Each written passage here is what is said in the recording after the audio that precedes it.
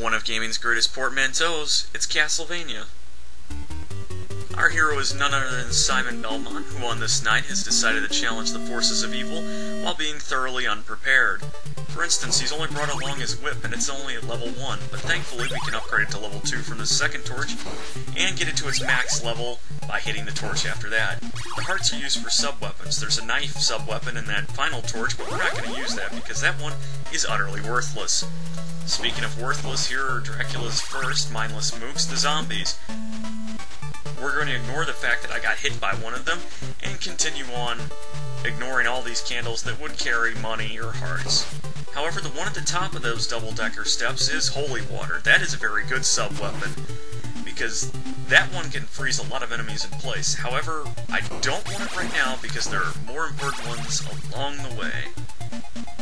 Speaking of things we're going to ignore this screen clearing item and just hop over and go to the door, which also clears the screen.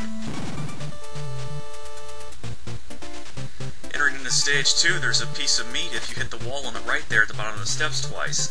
We've only taken one hit so far though, so we don't really need it. We also don't really need to deal with the merman right now, so let's just keep on running right past them. You guys are worthless. Yeah, the bats can get a little annoying, but that was more for when I first started playing this game. For now, though, they can take that as payback. Already entering into the third and final stage of the first level. Every stage has 3 levels, by the way, in this game. You will run up against the world's most worthless invincibility potion ever. However, you can grab an axe from the candle right after that, and that's something we do want. To use sub-weapons, you press up along with the attack button, in this case the B button for an NES controller, and the bat will just take 2 bars of damage for every axe or whip shot you hit him with. The only thing this bat's gonna bite is the big one, thankfully. Grab the orb that clears the stage, and do your best to strike a pose as the screen freezes.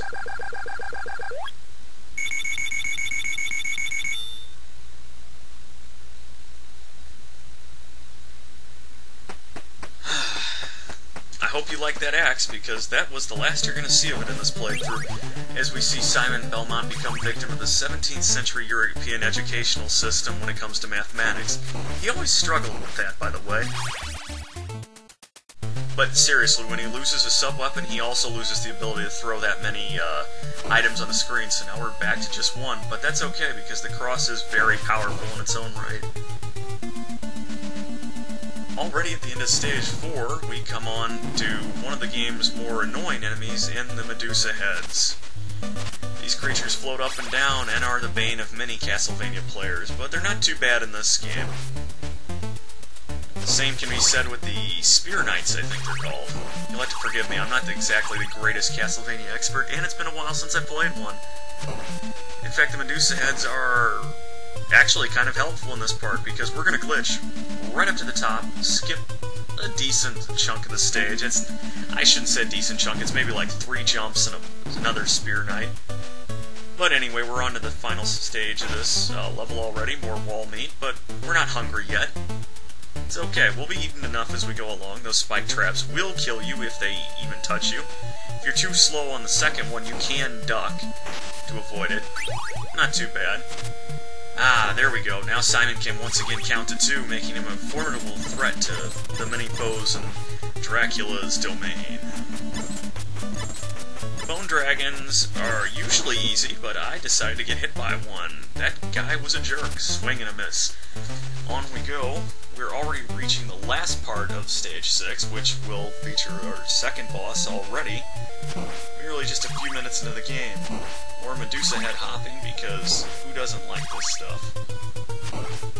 But it's okay, we enter the Cathedral, and a statue of what looks like George Washington, but George Washington hasn't been born yet. That's okay, we're gonna throw the cross at this giant snake.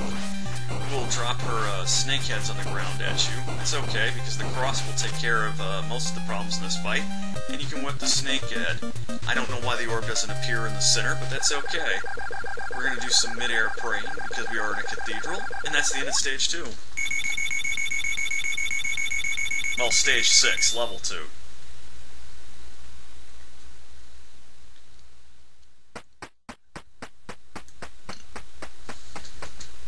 The third level has my favorite piece of music in this game. It also has the Roman numeral 3 at the start, and as you all know, when Simon can count to 3, he becomes virtually unstoppable. If you did get stopped by one of the fleamen, it's okay, because on top of the leftmost block where the second fleaman was, you can break it open with your whip to expose some wall meat to heal you. We don't need that. Carrying on, let's hit this torch for a big heart and then throw a cross as we make that jump to take care of that bird prematurely, because that enemy is the worst in this game, as you're going to find out. Although, I will say that there is one other that gives me a little bit of problem later on. That skeleton is not it, though, because he is really stupid.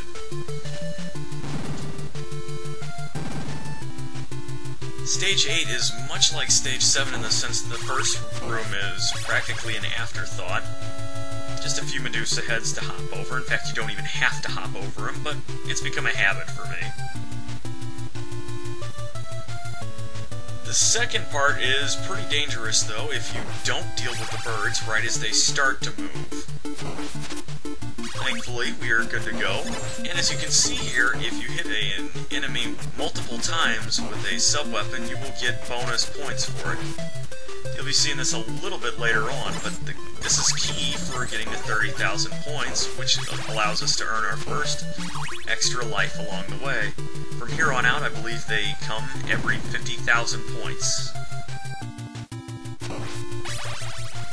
Money's okay, but allowing birds to live is not, because they are jerks. So if you see a bird in Dracula's castle, it's okay to kill it. It's also okay to kill everything along the way, especially before they even have a chance to attack. This is just a key way to avoid taking damage. In fact, I found that rushing a lot of times is the best strategy in this game. This cross-toss is pretty good because it hits 3 enemies, which allows us to get 7,000 bonus points. Now the trick for fighting these mummies is generally to stand on the block, the lowest-most block, and just hit them, but since I knew I had enough health, I decided to just hit them from down here with the cross and the whip, and it's okay, because there's meat in the block we wanted to kneel on anyway, and I don't want to kneel on the meat I'm going to eat. Oh, man. And just like that, we are already halfway through this game.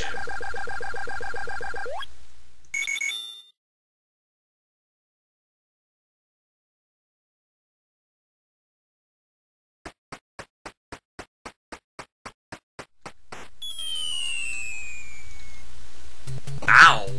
That had to hurt, and yet he just keeps on moving like it was nothing. You know, I guess I shouldn't really be surprised, because just as bad as Simon was at mathematics, he actually excelled in gymnastics. What's also not a surprise is that the mermen, coupled with the bats, can make this part a little bit annoying. Also a little annoying is the fact that those skulls you see there are not solid ground, which will probably confuse a lot of first-time players. Since I had already seen a video of that beforehand, I knew that it's not such a good idea. Anyway, taking out this bat, we unfortunately come to the end of hearing this piece of music, which only plays in that particular stage. Kind of a bummer.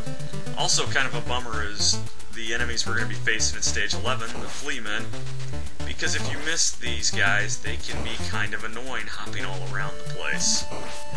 Luckily, that's why we have the triple cross, and part of the reason I'm stopping every time I kill one of these guys is to make sure they don't drop a sub-weapon I don't want.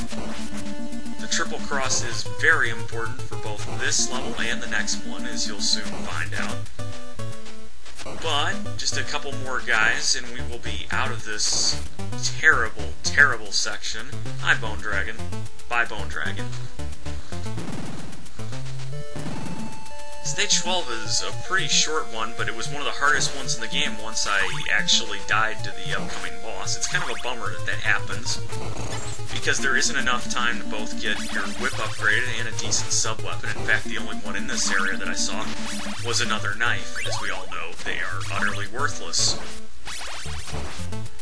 A few more bags of money and hearts to make sure we're stocked up. It's okay to take one hit against this guy as long as we use that triple cross. I'm also surprised that those bone dragons were dropping money bags, because in almost every other attempt at doing this I had, they were always dropping hearts. Still, we come up against Frankenstein's monster, not Frankenstein himself, because Frankenstein was the doctor, not the monster, you crazy kids. And I think his name is Igor in this game, the annoying, invincible flea man thing of death. They gone.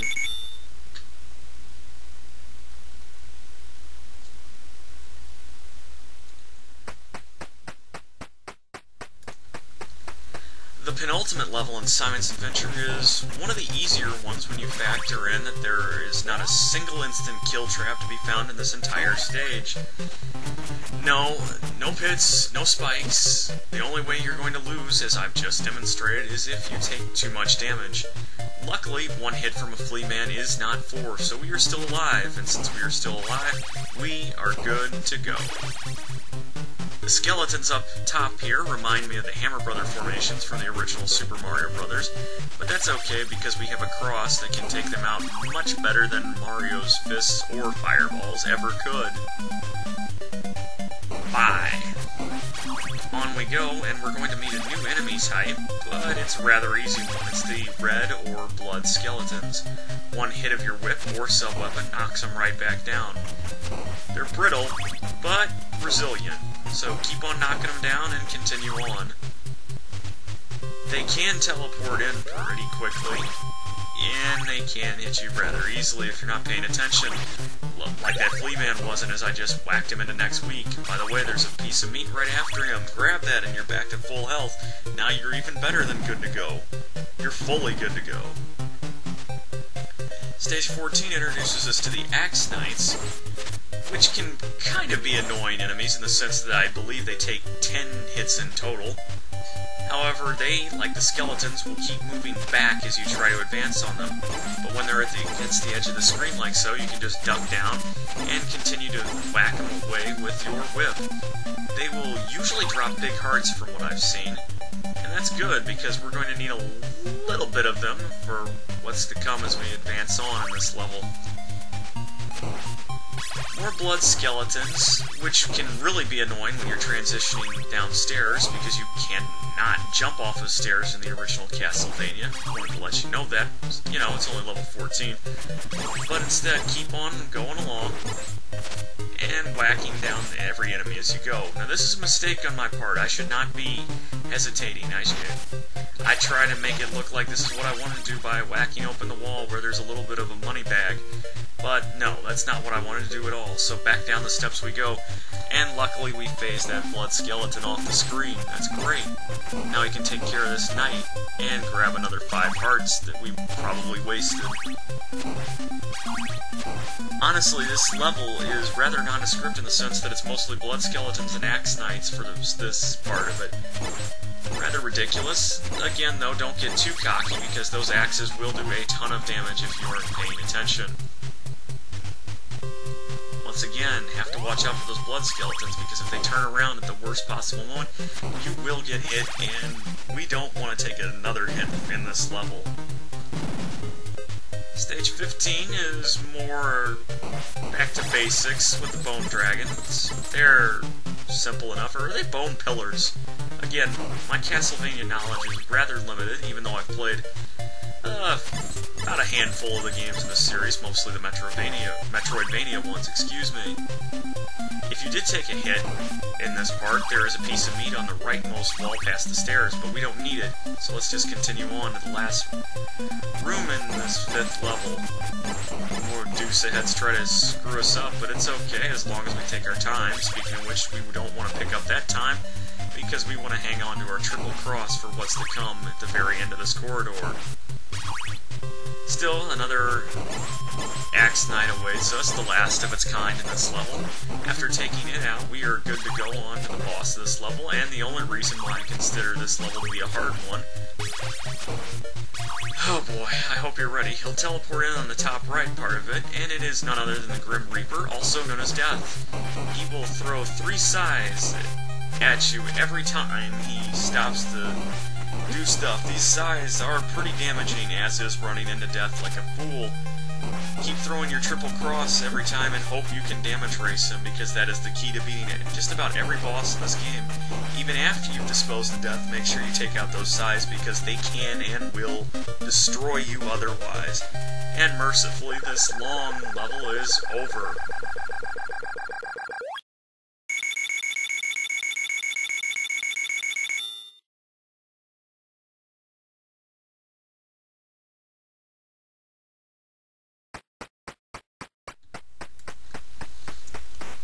And just 15 minutes into our journey, we've already reached the final level of Castlevania, and we're greeted by a familiar face from the first level in the form of the giant vampire bat that we disposed of earlier. Apparently Dracula's has multiple ones of them around. You want to jump to lure them out of the way, but you can also hit this candle, grab the stopwatch, freeze time, avoid that third bat, and move along. Again, you want to jump to make sure they don't screw you up along the way. I jumped a little bit too soon there, and that allowed that bat to hit me. That's okay. Getting hit by that firebolt, however, and avoiding the big heart that I really, really wanted was not. That's kind of a bummer, actually, in a spot where I didn't want to get hit at all. I got hit twice. Oh well. Them's the breaks, Simon. Keep on climbing those stairs. We're almost to the end of this adventure already. Another Hammer Brother formation that fails miserably. The last of its kind, and we are so close to Dracula now, we just need to get there. Avoid that knife like the plague, because we certainly don't want to lose this clock just yet.